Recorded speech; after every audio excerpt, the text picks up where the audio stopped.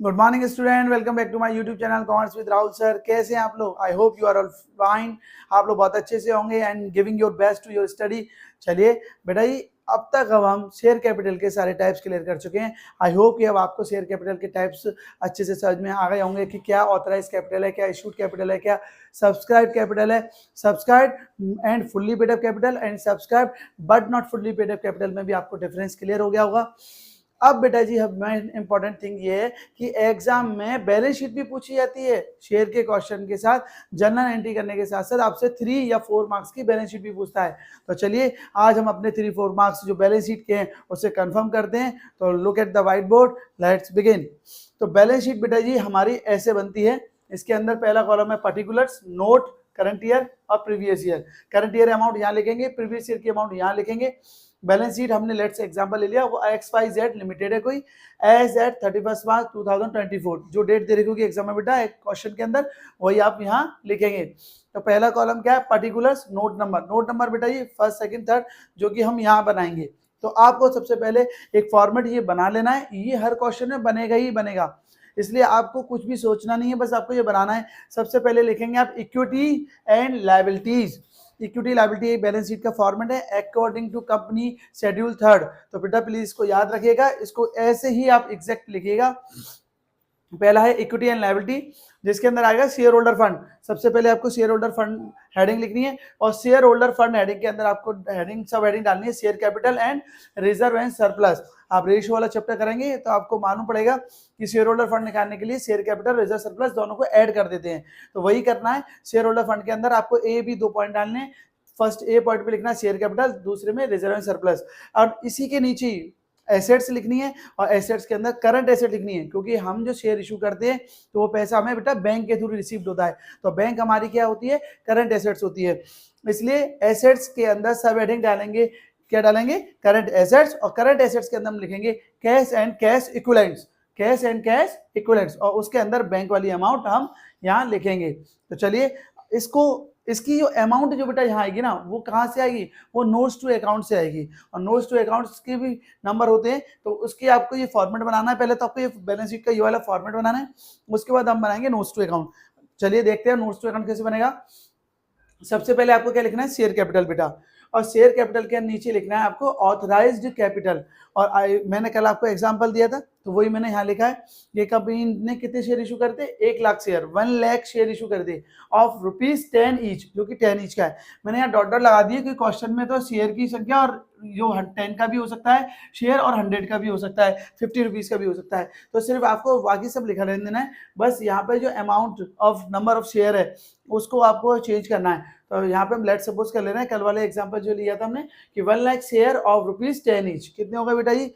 1 lakh share into ₹10 each, 10 lakh हो गए, 10 लाख हो गए। तो उसको हम यहाँ लिखेंगे, और इसका हमें टोटल नहीं करना है, तो इसके नीचे हम 2 लाइन खींच देंगे। ठीक है बेटा जी। सेकंड हेडिंग है इशूड कैपिटल। शेयर कैपिटल के अंदर ही दूसरा पॉइंट है इशूड कैपिटल। इशूड कैपिटल कौन सी होती है? मैंने कल बताया था। ऑथराइज कैपिटल वो होती है कंपनी के मेमोरेंडम ऑफ एसोसिएशन में लिखी आती है, एमओए में लिखी आती है, जिसे हम रजिस्टर कैपिटल या नॉमिनल कैपिटल भी कहते हैं। इशूड कैपिटल बेटा वो कैपिटल है जो कोई भी पब्लिक कंपनी पब्लिक को जो शेयर इशू करती है, ऑफर करती है, वो है हमारी इशूड कैपिटल। तो कल वाले एग्जांपल में क्या था? 80,000 शेयर थे हमारे। कल वाला जो नेक्स्ट वीडियो का था, तो 80,000 शेयर ऑफ ₹10 ईच। तो ये हमारे कितने हो गए बेटा जी? 8 लाख। 8 लाख हो गए कि नहीं हो गए? अब आते हैं बेटा जी हम subscribed and fully paid up capital. ये बहुत इंपॉर्टेंट है।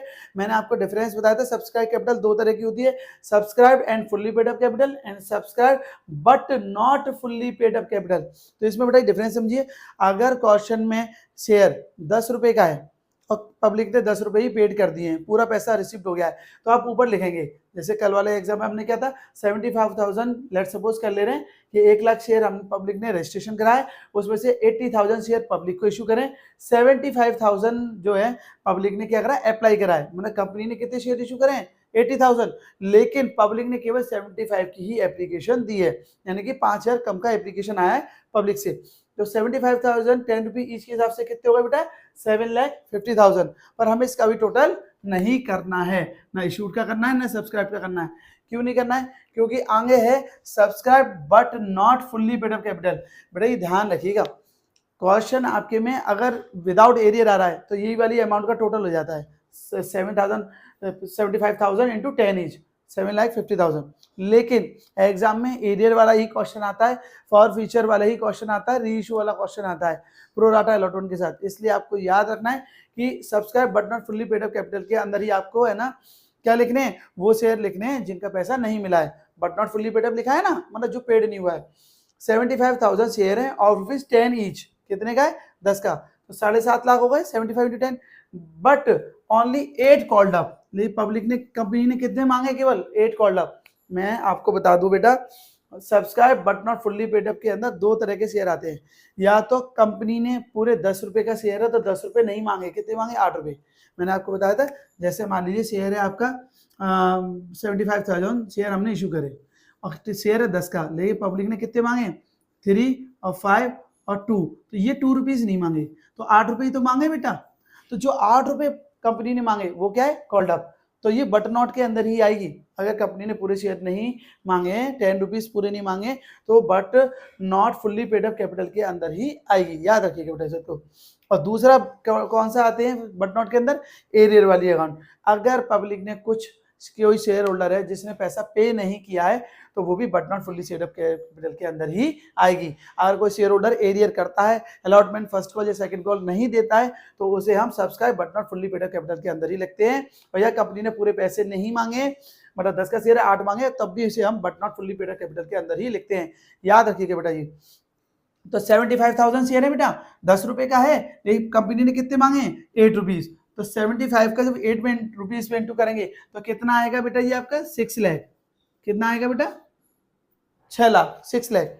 उसमें एरियर हो गया, कॉल्सन एरियर कितना हो गया, कॉल्सन एरियर हो गया, मान लीजिए कि कोई शेयर होल्डर था जो उसने है ना बेटा जी, इसको हटा दीजिए, उसमें बेटा कॉल्सन एरियर हो गया और 10,000 शेयर पे किसी शेयर होल्डर ने 2 रुपए नहीं दिए, लेट सपोज करो कंपनी ने कितने रुपए मांगे 8 रुपए मांगे, तो लास्ट वाली कॉल 5 रुपए की थी, कितने की थी 5 रुपीज की थी ना, तो 5 अलॉटमेंट नहीं दिए 5 रुपए की, एप्लीकेशन के 3 दे दिए, अलॉटमेंट के 5 नहीं दिए, तो कितने रुपए नहीं आए कंपनी के पास, 5 रुपए नहीं आए।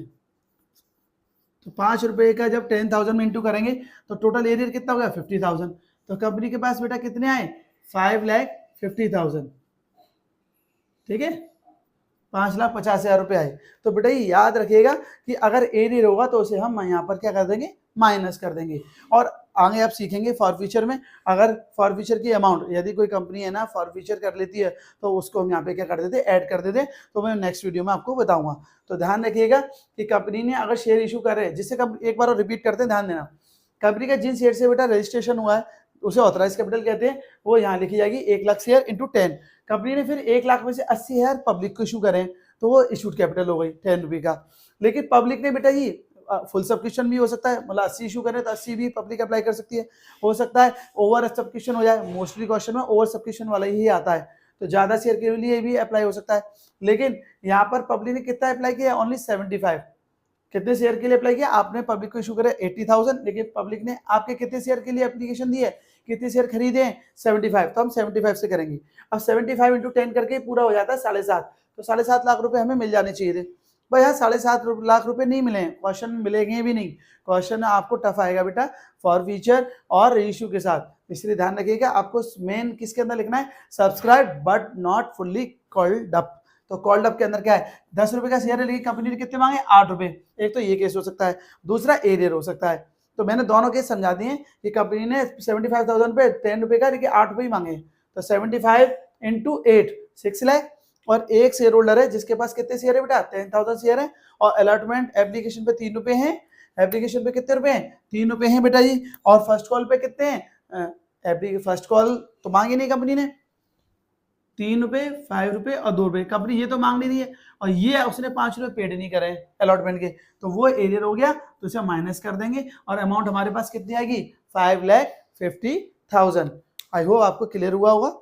और बेटा ये अब आते हैं नीचे हम रिजर्व एंड सरप्लस में, तो जो सिक्योरिटीज एंड प्रीमियम, कभी कोई शेयर प्रीमियम पे इशू होंगे, तो जो अगर शेयर प्रीमियम पे इशू हो रहे हैं वो अमाउंट बेटा यहाँ लिखी जाएगी सिक्योरिटी प्रीमियम के सामने, ठीक है। और जो पैसा हमारे पास एक्चुअल में आएगा वो लिखा जाएगा कैश एट बैंक में। तो हमारे पास कितना पैसा आया बेटा 5,50,000, 5,50,000।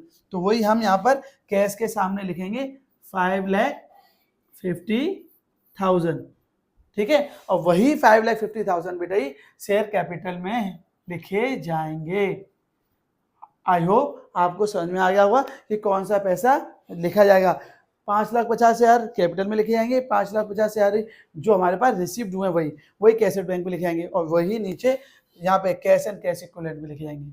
तो बहुत इजी है।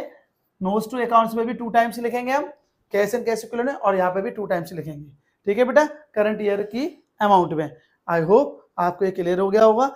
अगर क्वेश्चन में प्रीमियम होगा तो बेटा हम प्रीमियम के अंदर यहाँ अमाउंट लिखेंगे, वो इसमें ऐड हो जाएगी, ठीक है। अगर बेटा आपको नहीं समझ में आया हो तो आप जरूर मुझसे पूछिएगा, मैं उसका जरूर आंसर दूंगा। हम दोबारा इस चीज को अगेन एंड अगेन करेंगे। So don't worry and take the screenshot of it. इसका स्क्रीनशॉट ले लो ताकि आपको अच्छे से समझ में आ जाए। थैंक यू बेटा।